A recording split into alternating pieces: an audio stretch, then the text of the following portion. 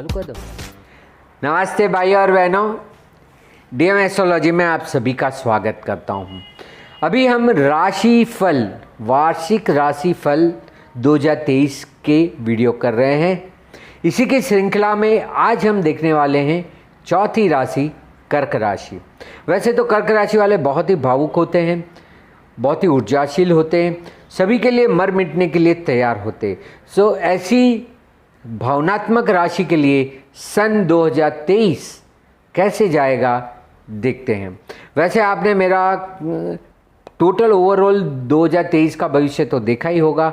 आज हम बात करने वाले कर्क राशि के लिए कैसा वर्ष जाएगा। अब सबसे पहले हम ग्रहों की बात कर ले कि मुख्य ग्रह जो है वो किन किन भावों को असर कर रहे हैं वर्ष के दरमियान। सबसे पहले बात करें तो शनि महाराज की, क्योंकि सबसे ज़्यादा शनि महाराज होते हैं जो सभी को फल देते हैं।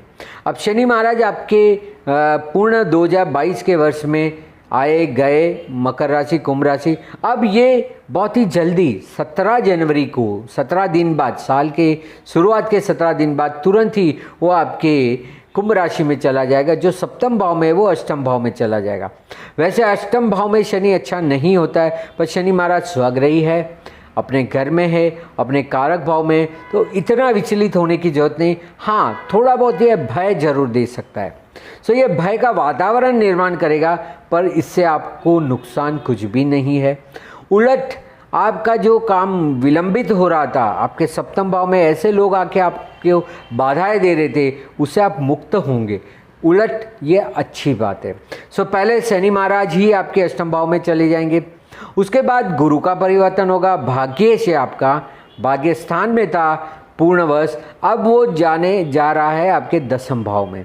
सो 22 अप्रैल को गुरु महाराज मीन राशि में से मेष राशि में प्रवेश कर जाएंगे। अच्छी बात है, बट वो जिस राशि में प्रवेश कर रहे उस राशि में राहु महाराज स्वयं बैठे हुए, और राहु पूर्णवश अक्टूबर तक, 30 अक्टूबर तक राहु महाराज मेष राशि में है।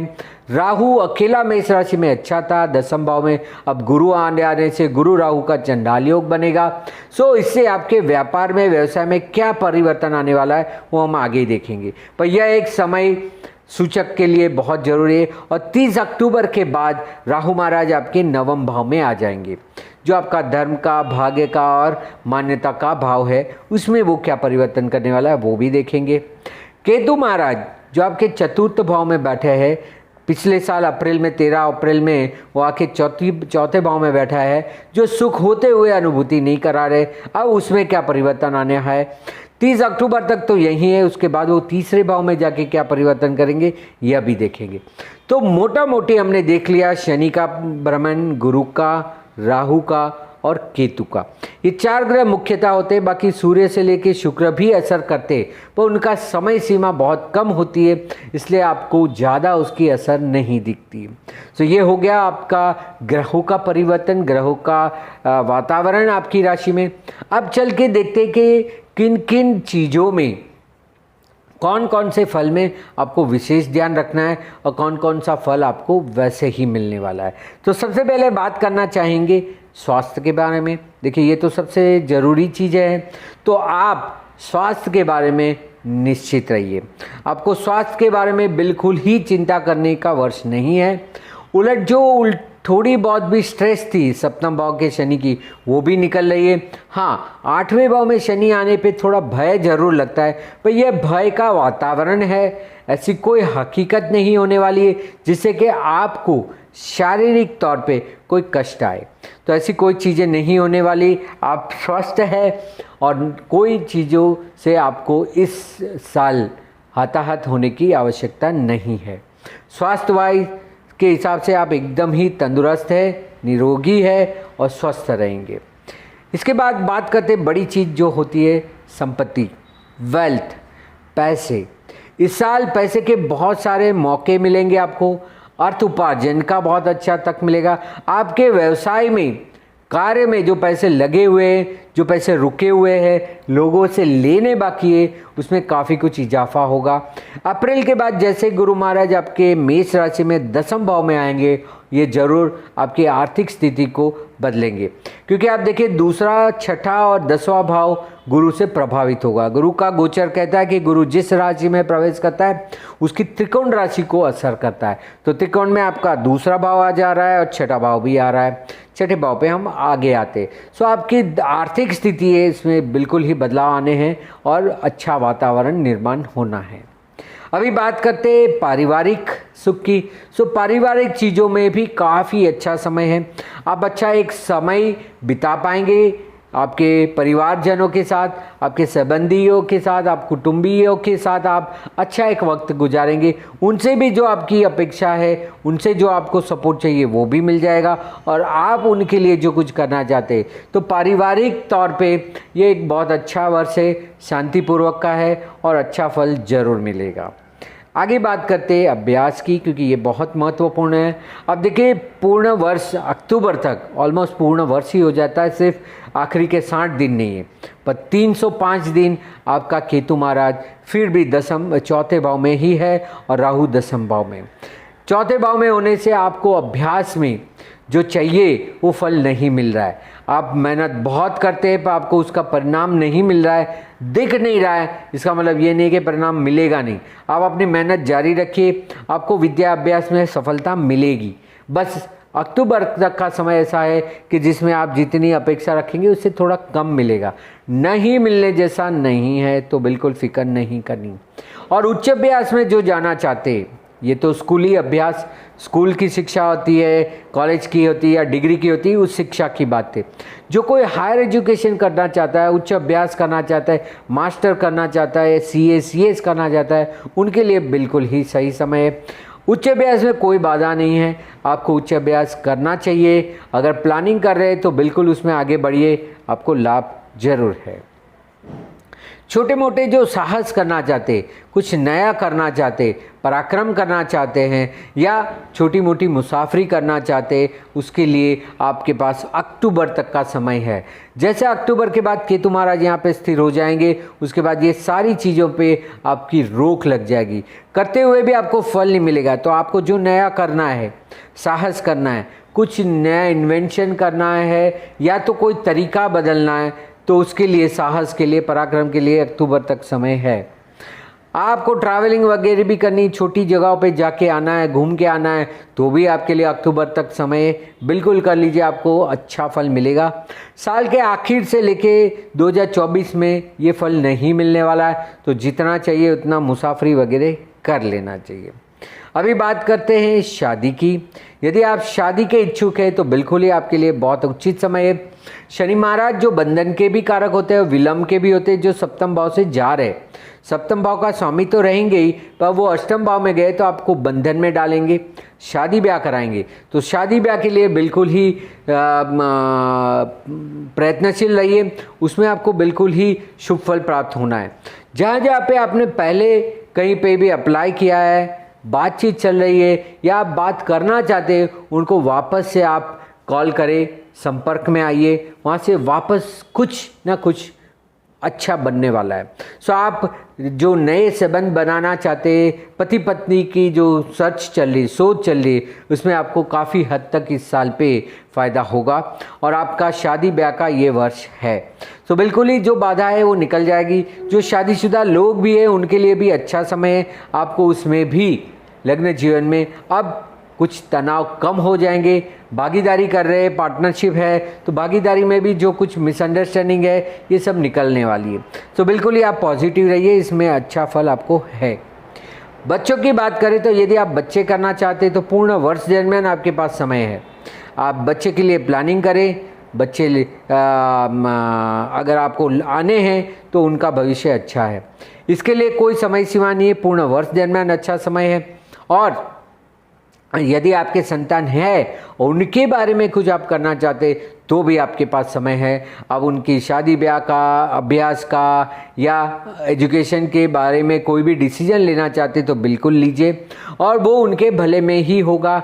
उनको भी लाभ होगा और आपको भी एक अच्छा संतोषकारक जॉब मिलेगा। तो बिल्कुल संतान के लिए पॉजिटिव रहिए, चाहे संतान करने हो या है संतान, उससे जो फल चाहिए वो बिल्कुल ही मिलने का योग है। सो आपको इसमें कोई तकलीफ नहीं है। अब बात करें रोग की, ना ही रोग है इस साल, ना ही कोई रोग उपचार की आवश्यकता नहीं है। अगर आप ऑलरेडी कोई रोग से ग्रसित है तो भी इस साल पे उसका इलाज, उसका उपाय बिल्कुल से मिल जाएगा, एकदम सटीक उपाय मिल जाएगा। तो आप बीमारी से पीड़ित नहीं होंगे। देखिए, थोड़ा बहुत सीजनल फर्क, सर्दी बुखार ये सब होता रहता है, पर कोई बड़ी बीमारी, कोई संभालने वाली, केयर करने वाली बीमारी कोई भी नहीं है। आप निश्चित रहिए, स्वास्थ्य में एकदम आप फिट है, कोई भी तकलीफ नहीं है। बात करते हैं इसके बाद आपके व्यवसाय जॉब की। अगर जॉब में या तो आपके करियर में आप कुछ बदलाव चाहते हैं तो बिल्कुल लीजिए। यह वर्ष है जिसमें आपको आपके काम में, आपकी नौकरी में बिल्कुल ही लाभ होने वाला है। सो यदि आप बदलना भी चाहते तो भी अच्छा। जैसे मैंने कहा कि गुरु का जो त्रिकोण बनेगा, दसम भाव, दूसरा भाव और छठा भाव, तो यदि आप कोई परिवर्तन करना चाहते, नौकरी में बदलाव चाहते हैं, उसमें कोई स्थिति बदलाव की लाना चाहते, बिल्कुल लीजिए। और या रुक जाइए अप्रैल तक, क्योंकि अप्रैल में जैसे दसम भाव में आएगा कुछ ना कुछ चीज़ें आपकी बाहर आएगी, जो भी काम किया है उसका अच्छा फल मिलेगा। तो तब अगर आप अच्छा पोजीशन, अच्छी कंपनी, अच्छा पैसा चाहते हैं तो वो मिलेगा ही। सो अभी उसमें जल्दबाजी नहीं करनी चाहिए, पर आपके नौकरी में, आपके करियर में कहीं कोई रुकावट नहीं है। अब वही चीज़ अगर हम व्यापार की बात करें, व्यापार और व्यवसाय में आपको बिल्कुल ही सावचेती रखनी है। राहु महाराज तो है ही आपके पिछले अप्रैल से 2022 से, ये साल भर भी वो यही रहने वाले। मात्र फर्क होगा कि ये अक्टूबर में 30 अक्टूबर को यहाँ से यहाँ से गोचर में वो पीछे मीन राशि में चले जाएंगे। पर तब तक आपको व्यापार में कोई भी बदलाव नहीं लाना है, कोई इम्प्रूवमेंट नहीं है। बिजनेस में कोई नई तरकीब आजमाना चाहते, स्ट्रेटेजी अप्लाई करना चाहते तो नहीं है, क्योंकि परिणाम नहीं मिलेगा। और यदि पैसा लगा दिया तो पैसा कुछ समय के लिए रुक जाएगा या पैसा ग्रसित हो जाएगा। गुरु राहु चंडाल योग इसीलिए कहते हैं जिससे कि आपको आर्थिक अचानक से तकलीफ आ सकती है। सो अगर आप व्यापार करना चाहते, व्यापार में नया बदलाव लाना चाहते तो ये वर्ष नहीं है। अगर आप कर रहे हैं, जो कार्य कर रहे हैं उसमें बदलाव में, उसमें कोई दिक्कत नहीं आएगी, उसमें कोई परेशानी नहीं आएगी। नया करने जाएंगे, चाहे आप बिजनेस इम्प्रूवमेंट करना चाहते या नए क्लाइंट बढ़ाना चाहते, तो वो सक्सेसफुल नहीं है। उस बारे में आपको थोड़ा सचेत या सावधान रहना है। मत करें, चल रहा है उसको चलने दीजिए, पर नया कुछ भी मत करें। अब यही बात अगर विदेश की है, विदेश गमन करना चाहते, आप परदेश जाना चाहते तो बिल्कुल अच्छा समय है। गुरु महाराज अप्रैल तक है, तब तक भी अच्छा समय है। और उसके बाद भी 6 महीना, जब तक अक्टूबर में राहु महाराज नहीं आते, आपको विदेश स्थिर होना है, विदेश जाना है, ट्रैवलिंग करनी है, एन्जॉयमेंट के लिए जा रहा है तो बिल्कुल जाइए, कोई दिक्कत नहीं है। पर अक्टूबर के बाद आपके लिए थोड़ा कष्टदायक होगा। उसके पहले जितना हो सकता है उतना कर लीजिए, कोई दिक्कत नहीं आएगी। बात करते हैं प्रॉपर्टी की। यदि आप प्रॉपर्टी लेने के इच्छुक है या बेचने के इच्छुक है, डेवलपमेंट कराना, उसमें नया बिल्डिंग बनाना, पुराना तोड़ना या शुरू से ही नया बनाना, इसमें कहीं पे भी जाने की ज़रूरत नहीं। ना ही बेचे अपना फ्लैट, ना ही खरीदे। कितना भी प्रॉफिट लगता हो तो वो प्रॉफिट आप ले नहीं पाएंगे, वो पैसा आपका कहीं ना कहीं रुक जाएगा। सो जमीन मकान से जुड़ी हुई कोई भी बात है, बिल्कुल रुक जाना चाहिए। इसमें ये साल बिल्कुल नहीं करना चाहिए। हाँ, अक्टूबर के बाद कुछ बदलाव डाले ठीक है, पर पैसा ना लगाए प्रॉपर्टी में। पैसे की कोई भी चीज़ प्रॉपर्टी के द्वारा आप नहीं कमा सकते। इस साल आपको रुकना है, ना ही शॉर्ट टर्म गेन है ना लॉन्ग टर्म गेन है। सो प्रॉपर्टी में बिल्कुल ही होल्ड करके रखिए, नहीं करना है बेचना, खरीदना, कुछ भी नहीं। बात करते हैं सोशल में, तो यस, सोशल में एक बहुत अच्छा सपोर्ट, सामाजिक स्तर पे आपको एक अच्छा सपोर्ट मिलने वाला है। लोगों का साथ सहकार मिलेगा।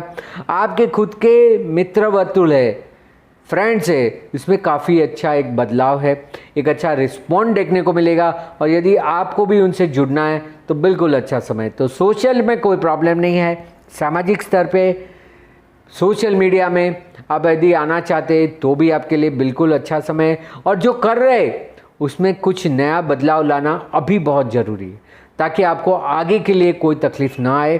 तो बिल्कुल ही आप सोशल मीडिया, मित्र वर्तुल, फ्रेंड सर्कल से निश्चित रहिए, कोई दिक्कत नहीं है।